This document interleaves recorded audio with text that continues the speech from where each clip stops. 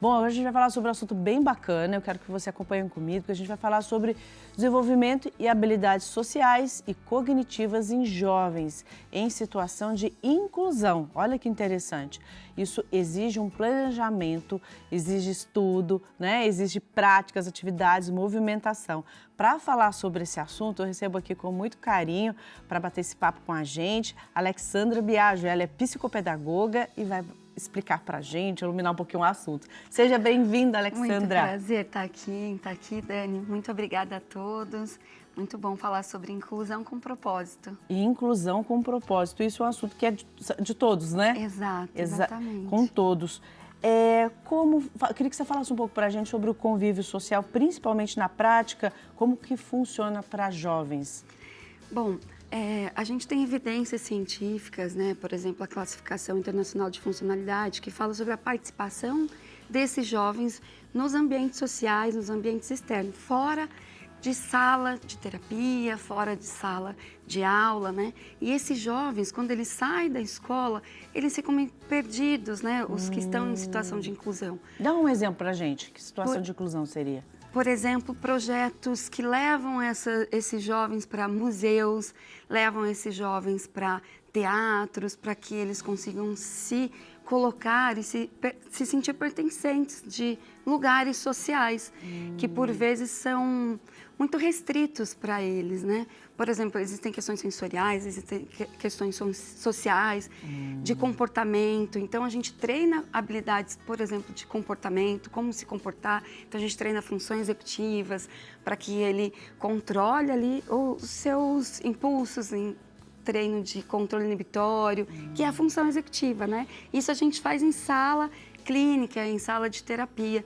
Mas o legal é a gente depois transpor isso, levá-lo para a sociedade, para que a sociedade também entenda que esse jovem em situação de inclusão, que tem autismo, que tem a paralisia cerebral, que tem a síndrome de Down, que ele seja visto na sociedade, visto com um olhar mesmo carinhoso e amoroso da sociedade para com eles, né? Olha que bacana, isso que eu queria que você falasse, de que jovens nós estamos falando? Sim, sim. Né?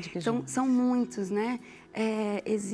Existe uma prevalência muito grande de autismo, né? O CDC, por exemplo, que é o Centro de Diagnóstico de Controle dos Estados Unidos, soltou no comecinho de março uma nota dizendo sobre o resultado de pesquisa, né? A gente tem prevalência de autismo de 1 para 31, Dani.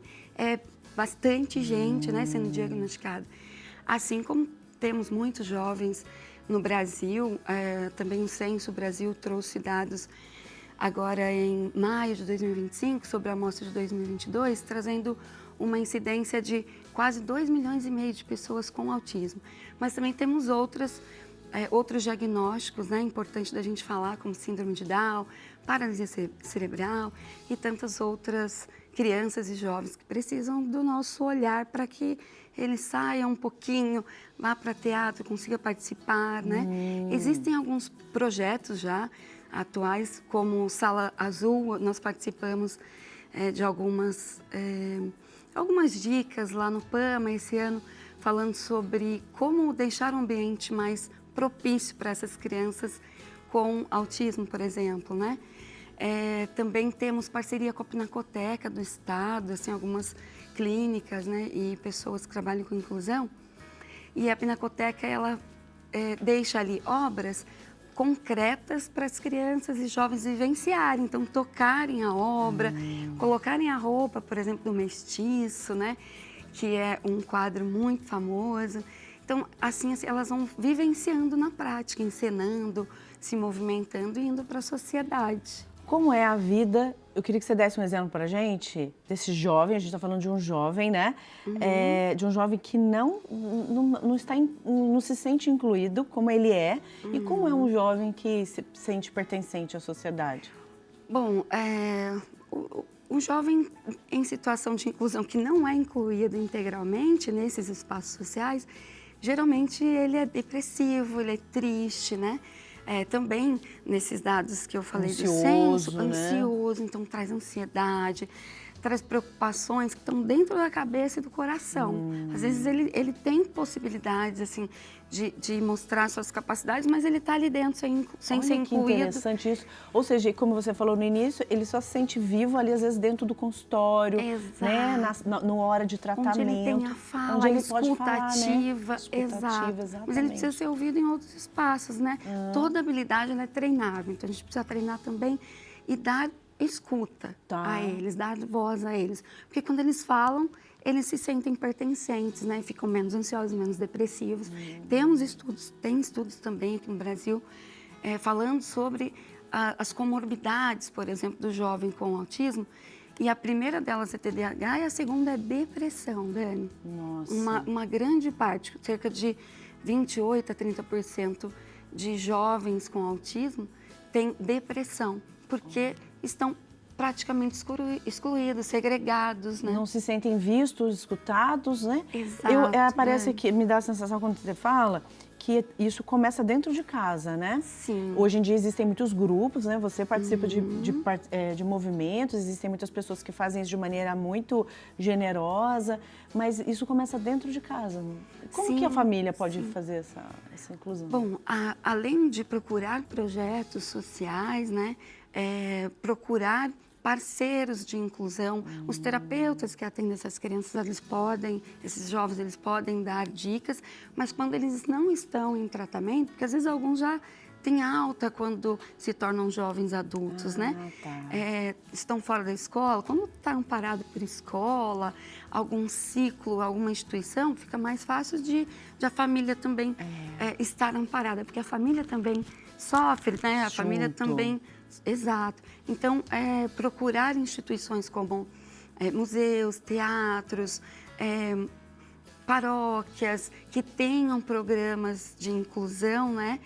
Isso faz com que a família se sinta também amparada e consiga dar o apoio a esse jovem. Se sentir mais fortalecida também, confiante de que aquele jovem ele pode namorar, pode dançar. Ter uma vida. Pode, né? Exato. Porque existe uma insegurança muito grande, né? Tipo, a proteção excessiva para que ele não viva lá fora. Exatamente. E aí tem esses prejuízos, como você colocou, Isso. né? E quando a família se fortalece por meio, né, de instituições que apoiam, por meio de pessoas que oferecem projetos, né, sociais, elas conseguem deixar os filhos viver, né?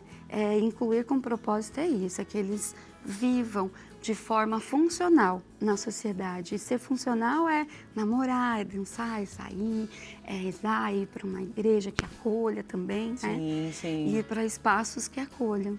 Eu acho isso tão interessante porque as pessoas às vezes acham que isso inibe, né? Proíbe, não é aceito. Eu acho que a aceitação começa dentro de casa, né? Você aceitar, você saber que seu filho pode sim participar, andar de skate, fazer o que quer, né? Realizar os seus sonhos, né? Exato. É claro que, guardadas as proporções, todos nós temos aí as nossas medidas, né? Sim. Queria que você passasse uma mensagem, sabe? Para as famílias, para as pessoas, que é possível. Que existem meios para isso. Exato. Né? Dani, você começou hoje o programa falando uma coisa muito importante que toca muito meu coração. Acho que é fazer o real. Né? Às vezes a gente fica em busca do ideal e não faz. Então, famílias, terapeutas, pessoas que trabalham com inclusão, façam, olhem com um olhar sensível para aquela pessoa, para aquele indivíduo, vejam o potencial. Às vezes a gente se apega muito no que ele não consegue, na incapacidade. Olhem para o que ele tem de potência, o que ele tem de capacidade e deem escuta e voz para esse jovem seguir, para fazer o que ele quiser, para viver funcionalmente na sociedade. Eu acho que isso é incluir com propósito. Olha que mensagem importantíssima, gente, né? Quanta esperança nos gera nessa mensagem para a gente acreditar realmente. Isso é fé, tá? Isso é fé, acreditar, sabe? Ai, mas na minha cidade não tem. Ai, mas a minha prefeitura não dá. Ai, mas a minha família. Para de ficar olhando lá para fora, sabe? E desenvolva, de repente está em você, de criar um grupo aí na sua cidade, na sua comunidade e fazer um movimento, né? E desenvolver dentro de você mesmo, a criatividade está aí. Exato. Que maravilha, adorei. Muito obrigada, sua participação. que honra, muito obrigada. A honra é a nossa. Obrigada. E o Deus abençoe você, sua Amém. família, os seus projetos também, né? Muito obrigada. Rumo à inclusão. Exato. Né? Para uma inclusão com mais amor e mais acolhimento.